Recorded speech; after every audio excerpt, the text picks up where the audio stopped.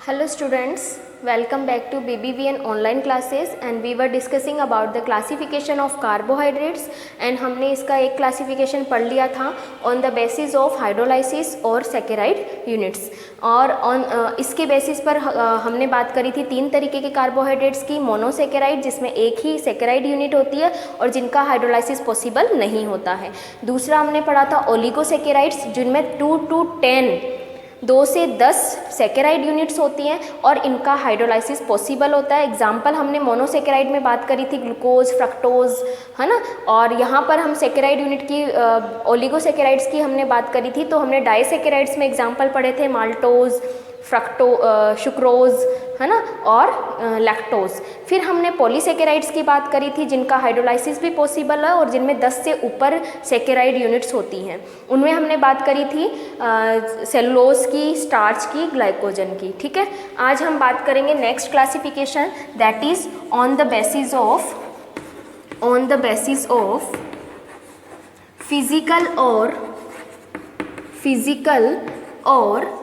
Chemical properties.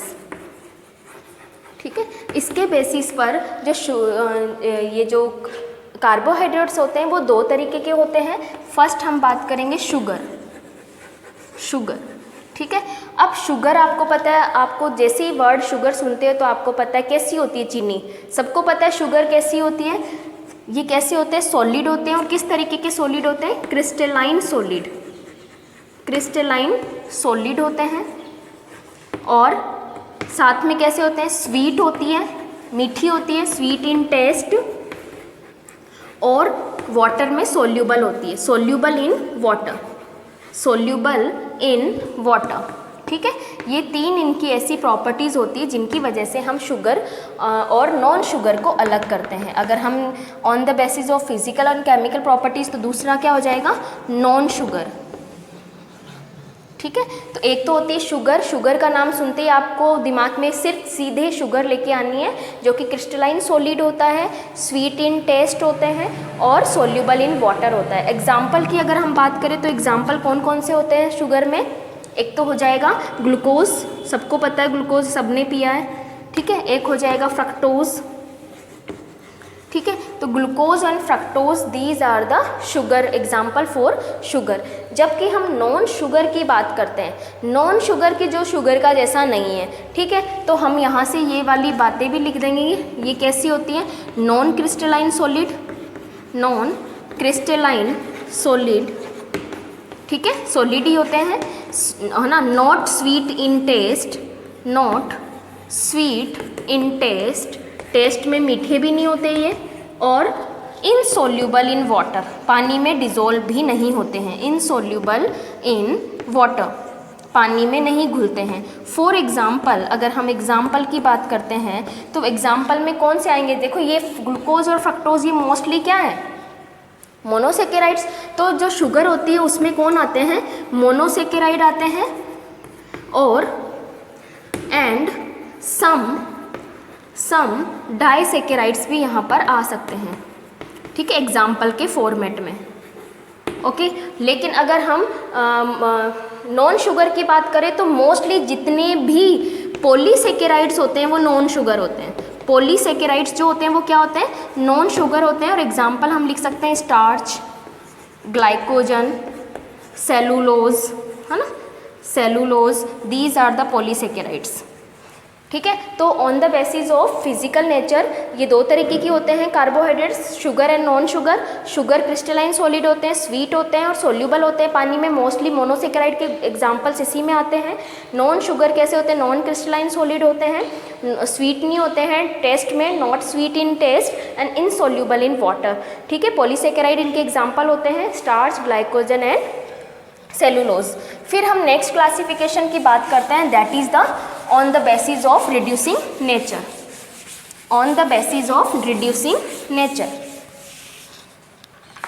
ठीक है, see on the basis of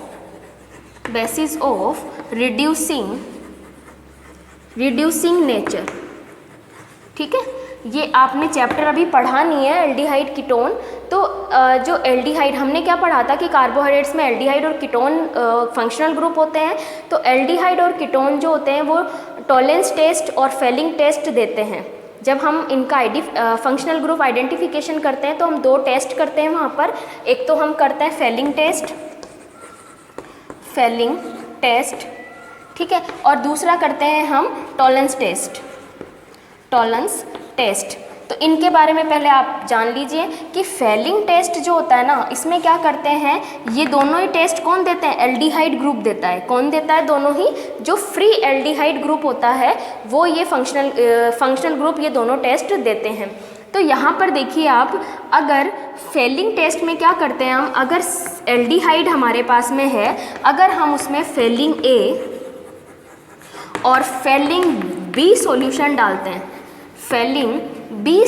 डालते हैं, तो क्या होता है, ये एल्डिहाइड ग्रुप क्या हो जाएगा, इसका क्या हो जाएगा, रिडक्शन हो जाएगा, सॉरी ऑक्सीडेशन हो जाएगा, और इन फेलिंग रिएजेंट्स को ये क्या कर देते हैं, रिड्यूस कर देते हैं। तो ये खुद तो किस में बदल जाएगा, इस तरीके से जो है हमारे पास में ऑक्सीडेशन हो जाएगा इसका, तो ठीक है, और इनका क्या हो जाएगा, रिडक्शन हो जाएगा आफ्टर रिएक्शन। और हमारे पास में क्या आएगा, रेड कलर का पीपीटी आता है। क्या आता है, रेड कलर का पीपीटी आता है, ठीक है। और ये रेड कलर का पीपीटी आना ही क्या बोला जाता है, ऑब्जर्वेशन, जिसकी वजह से हम बता सकते हैं कि हमारे पास जो फंक्शनल ग्रुप है वो कौन सा, CHO ग्रुप है। टॉलेंस टेस्ट में क्या करते हैं हम, जो एल्डिहाइड्स होते हैं उनमें हम टॉलेंस रिएजेंट डालते हैं। क्या डालते हैं, टॉलेंस रिएजेंट डालते हैं। तो क्या होता है, ऑब्जर्वेशन में क्या करेंगे, हमारे पास में क्या देखने को मिलेगा, मिरर फॉर्मेशन, ठीक है, मिरर फॉर्मेशन, यानी कि जो टेस्ट ट्यूब है जिसमें हमने एल्डिहाइड लिया है, उस एल्डिहाइड में टॉलेंस रिएजेंट डालते ही उसके जो सरफेस होती है लिक्विड की, वहाँ पर एक मिरर बनता है, ठीक है, और इसीलिए मतलब चमकती है सरफेस मिरर के जैसे। तो इस मिरर फॉर्मेशन अगर होता है, that means we have aldehyde group, हमारे पास कौन सा ग्रुप है, एल्डिहाइड ग्रुप है। तो फेलिंग टेस्ट और टॉलेंस टेस्ट कौन देते हैं, फ्री एल्डिहाइड ग्रुप जिनमें देखने को मिलता है वो दोनों टेस्ट देते हैं, ठीक है। और इन्हीं दोनों टेस्ट की वजह से, क्योंकि फेलिंग और टॉलेंस रिएजेंट को एल्डिहाइड ग्रुप्स क्या कर देते हैं, रिड्यूस कर देते हैं। ये भी क्या हो जाएगा, रिड्यूस हो जाता है ना। तो रिड्यूसिंग पावर, रिड्यूसिंग नेचर, कितनी अच्छी रिड्यूसिंग नेचर है, उसके बेसिस पर जो कार्बोहाइड्रेट्स हैं वो दो तरीके के होते हैं, क्योंकि ये फेलिंग और टॉलेंस रिएजेंट को रिड्यूस कर देते हैं, ठीक है। तो इनके बेसिस पर दो तरीके के होते हैं, रिड्यूसिंग शुगर, और सेकंड होती है नॉन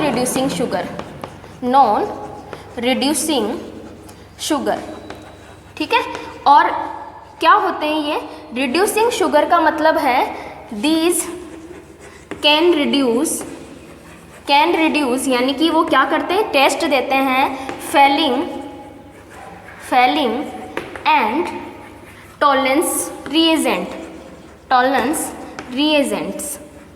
ये क्या करते हैं, फेलिंग्स और टॉलेंस रिएजेंट को रिड्यूस कर देते हैं, यानी कि ये टेस्ट देते हैं। So these are called as reducing sugar. Example की बात करें तो ज़्यादातर अधिकतर मोनोसेकेराइड और डाइसेकेराइड यहाँ पर एग्जाम्पल आते हैं, जिसमें हम एक बात करते हैं ग्लूकोज की, क्योंकि यहाँ पर क्या होता है, रिड्यूसिंग शुगर में फ्री CHO ग्रुप और कीटोन ग्रुप देखने को मिलता है। यहाँ पे क्या होता है, फ्री CHO ग्रुप देखने को मिलता है। जबकि नॉन रिड्यूसिंग की बात करते हैं तो नॉन रिड्यूसिंग में क्या होते हैं, ये फेलिंग एंड टॉलेंस टेस्ट नहीं